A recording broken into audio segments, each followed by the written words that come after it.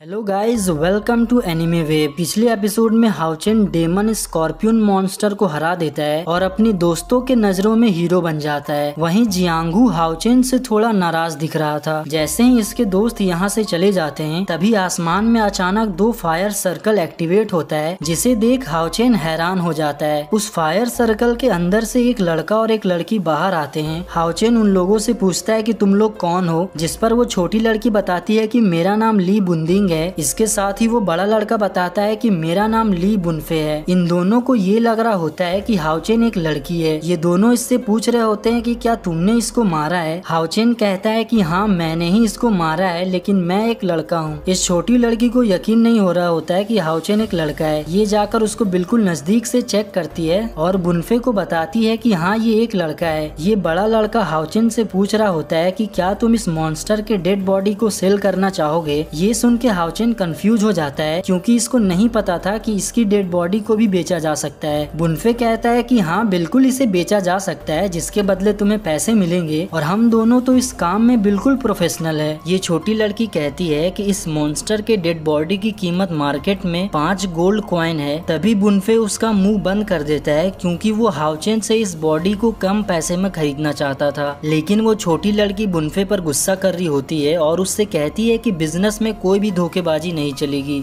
जिसके बाद बुनफे हाउचेन को 3 गोल्ड कॉइन ऑफर करता है और इस मॉन्स्टर के डेड बॉडी को अपने जादुई बैग में कैद कर लेता है। हाउचेन काफी खुश हो रहा होता है, क्योंकि इसके पास इस तरह से पैसे आ जाएंगे और इसकी मदर को काम भी करना नहीं पड़ेगा। ये दोनों फिर हाउचेन से कहते हैं कि अगली बार भी जब तुम्हें डेड बॉडी बेचनी होगी तो तुम मुझे ही बेचना। ये पूछने ही वाला होता है कि मैं तुम लोगों को कहाँ ढूंढूंगा, बट वो लोग यहाँ से जा चुके थे। कुछ देर बाद हाउचेन भी वहाँ से निकलकर अपने घर के पास आ जाता है, जहाँ इसकी मदर वायु इसका इंतजार कर रही होती है। हाउचेन अपनी मदर से कई दिनों बाद मिल रहा होता है। ये काफी खुश था। धीरे धीरे इसके मदर की कंडीशन सही होने लगी थी। वायु भी हाउचेन से मिलकर काफी खुश हो रही होती है और इससे कह रही होती है कि तुम पहले से काफी ताकतवर हो चुके हो। ये इनको बता रहा होता है कि जिंग्यू काफी स्ट्रिक्ट है, वो काफी प्रैक्टिस करवाते हैं, इवन कि मुझे कभी कभी सोते हुए भी प्रैक्टिस करना पड़ता है। तभी इसकी मदर इसको समझाती है कि वो चीज तुम्हारे भले के लिए है। हाउचेन अपना सामान उठाता है, जिसमें वो अपनी मदर के लिए ताजे ताजे फल लाया था, और बताता है कि जिंग्यू ने आपके लिए एक लेटर भेजा है। हाउचेन की मॉम जब जिंग्यू का लेटर पढ़ती है तो उसे पढ़ने के बाद ये काफी खुश नजर आ रही थी। फिर ये हाउचेन को एक नया धागा दिखाती है, जिसे देखकर हाउचेन कहता है कि ये पहले से काफी नया है। वायु ये धागा हाउचेन को पहना देती है और इससे कहती है कि ये एक सेफ्टी धागा है जो तुम्हें सेफ रखेगा। ये फिर पूछता है कि जिंग्यू ने अपने लेटर में क्या लिखा था। वायु मुस्कुराते हुए कहती है कि जिंग्यू ने उस लेटर में सिर्फ तुम्हारी तारीफ की थी, पर हाउचेन कहता है कि मुझे तो ऐसा नहीं लगता। जिस पर फिर इसकी मॉम कहती है कि क्या तुम जिंग्यू को पसंद नहीं करते। ये कहता है कि वो काफी अच्छे हैं, लेकिन मुझसे प्रैक्टिस ज्यादा करवाते हैं। इसी कन्वर्सेशन के दौरान वायु नोटिस करती है कि हाउचेन के फिंगर में एक रिंग है। जब ये उस रिंग के बारे में हाउचेन से पूछती है तो ये कहता है कि ये रिंग मुझे किसी ओल्ड फ्रेंड ने दिया है। वायु जब उस रिंग को नोटिस करती है तो उस पे लिखा हुआ होता है कि तुम मुझे भूल मत जाना। ये देखने के बाद ये हाउचेन से पूछती है कि क्या तुमको ये किसी लड़की से मिला है, जिस पर हाउचेन शर्माने लगता है और अपनी मदर से पूछता है कि आपको इस बारे में कैसे पता चला। ये सुनकर वायु मुस्कुराने लगती है और फिर उसे रिंग वापस दे देती है। हाउचेन जब उस रिंग को नोटिस करता है तो उस पर सचमुच में लिखा हुआ होता है कि तुम मुझे भूल मत जाना। साथ ही साथ ये भी सोच रहा होता है कि अब वो लड़की कहाँ होगी। अब अगली सीन में हम उसी लड़की को देखते हैं जो टेस्ट देने के लिए गई थी। यहाँ पर एक मिस्टीरियस आवाज इससे पूछ रही होती है कि क्या तुम 4th राउंड के लिए तैयार हो। जिसके बाद ये लड़की दुखी मन से अपना सिर हिलाती है। मिस्टीरियस आवाज इसको फिर बता रही होती है कि तुम हर राउंड में अपने 6 सेंस में से एक सेंस को खो दोगी और इस वाले राउंड में तुम अपने विजन सेंस को खोने वाली हो। हम लोगों को पहले से ही ये पता है कि ये बोल नहीं सकती, अब शायद ये आगे देख भी ना पाए। ये लड़की काफी दुखी हो जाती है जब इसको पता चलता है कि ये अपने विजन सेंस को खोने वाली है, और इसी के साथ वो हाउचेन को भी याद कर रही होती है। मतलब कि ये भी उसको अभी तक नहीं भूल पाई है। खैर, थोड़ी देर बाद इसका टेस्ट शुरू हो जाता है और कुछ अजीब सी शक्तियाँ इसके ऊपर चली आती है। देखते ही देखते बहुत सारे मिस्टीरियस तलवार जनरेट होना शुरू हो जाते हैं और यहाँ पर जितनी भी तलवारें होती है वो जाकर उस लड़की की बॉडी पर अटैक करती है। इसकी आंखों से विजन का सेंस बाहर आ रहा होता है और इसी के साथ इसको काफी पेन भी हो रहा था।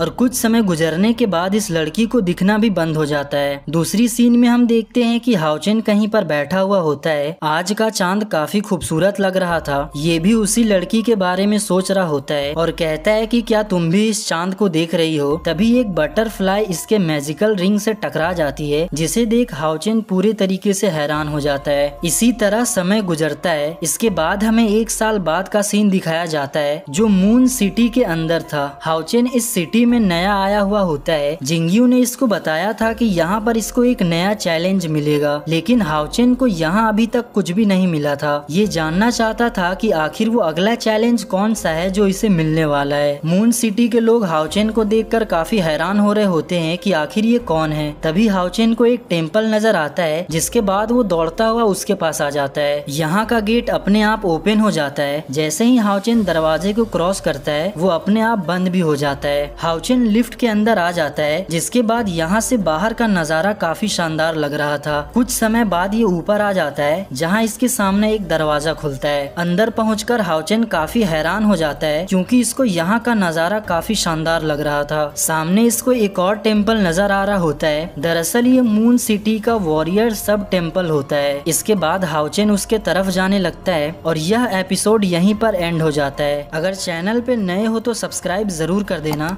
तो मिलते हैं इसके अगले एपिसोड में।